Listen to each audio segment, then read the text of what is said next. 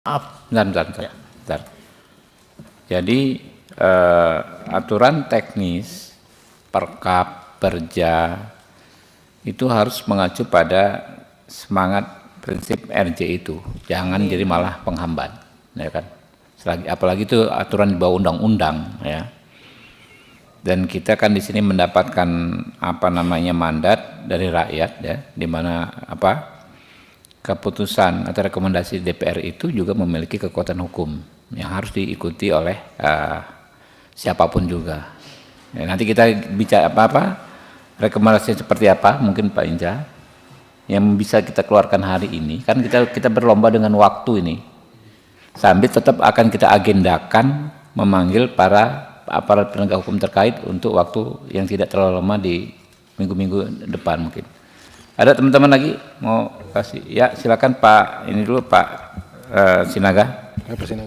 Izin. Setelah itu langsung Pak Rikwanto ya Pak. Waduh, kenapa nih? Efisiensi ini kali ya. Pimpinan. Ya, silakan.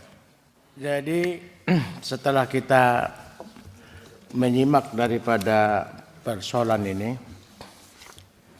sesungguhnya saya melihat ada beberapa kekacauan dalam proses hukum. Karena sesungguhnya perkara ini sudah ada putusan Prapit beberapa bulan yang lalu.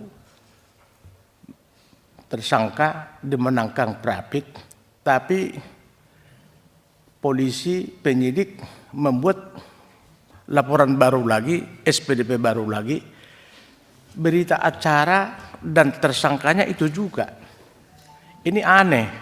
Sebenarnya kalau sudah itu selesai, artinya ngapain lagi? Tak ada yang berubah di dalam berita acara yang ditemukan oleh polisi dan bahkan juga tersangkanya itu. Yang kedua, pimpinan, kita lihat di sini ada pernyataan daripada penyidik, ya boleh restoratif justice tapi perkara tetap lanjut.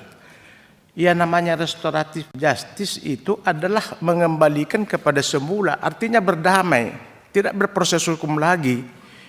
Itulah yang kira-kira yang sesungguhnya arti daripada restoratif justice. Jadi tidak ada ini berproses lalu ini bisa diapakan, itu bukan namanya restoratif justice. Alangkah baiknya pimpinan kalau boleh kita panggil saja para penegak hukum dulu tentang kebijakan mereka ini mengabaikan apa yang sudah diprakarsai atau yang sudah disepakati oleh para pihak, baik juga ya pelapor maupun terlapor. Itu mungkin saran dan pendapat supaya ini terang benderang bisa kita berikan satu kesimpulan atau juga masukan terhadap penyelesaian kasus ini. Saya kira demikian pimpinan. Makasih. Ya, ada lagi? Izin menambahkan pimpinan. Pak Rikwanto dulu, Pak ini ya, Pak. Bentar Pak. Ya. Makasih pimpinan. Saya cuma mau penegasan aja. Ini kan intinya ingin segera aset dikembalikan ya. Nah, dengan adanya proses hukum ini, artinya aset mengikuti proses hukum. Artinya nanti tunggu putusan pengadilan. Dan aset dikuasai pengadilan kan. Baru selanjutnya bagaimana membalikannya, apakah proses lelang, ataukah proses yang lainnya, begitu. Ini dirasakan sangat lama. Demikian ya. Nah, kaitan dengan restoratif justice, ini restoratif justice yang seperti apa kita juga nggak tahu, apakah kaidah-kaidah hukumnya dipenuhi sehingga kok bisa diabaikan ya. Ini juga kita perbaiki. Mungkin saran itu aja Pak Ketua. Jadi perlu diundang lagi penegak hukum yang dimaksud. Terima kasih. Pak, tambahan Anda relevan nggak dengan yang disampaikan? Izin menambah pimpinan dari pihak SMI pimpinan. Ya, mana? Izin menanggapi penegasan sedikit Pak Hinsa mengenai 3 orang yang DPO tersebut. Kuasa kami penuh Pak melakukan segala proses yang mana menguntungkan pihak klien kami. Terima kasih Pak. Oke. Pak Nasir Jamil. Ya, terima kasih Ketua. Saya ingin berempati saja dengan apa yang dialami oleh rekan-rekan kita ini. Karena dari 16 laporan yang ditujukan itu 1 di Polda Aceh, ya, 1 di Polda Metro dan 14 di Bareskrim.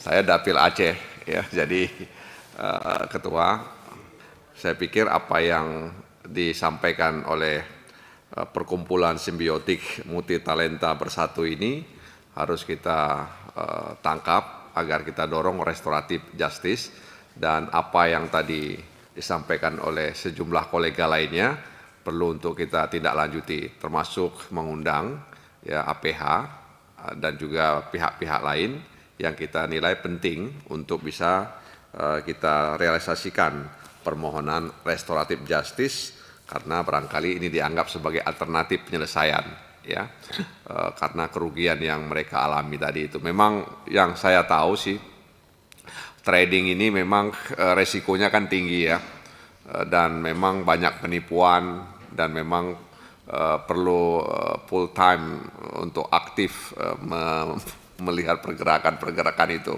Karena keponakan saya juga mengalami hal yang sama, dia hampir sedeng gitu ya, kalau kata orang Medan, ya hampir sedeng dia. Mungkin di antara kita banyak yang tidak tahu artinya sedeng itu.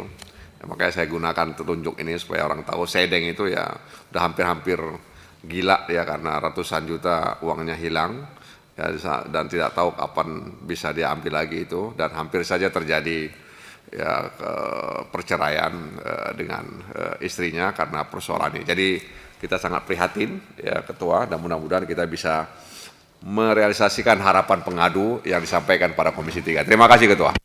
Download Tribun X sekarang, menghadirkan lokal menjadi Indonesia.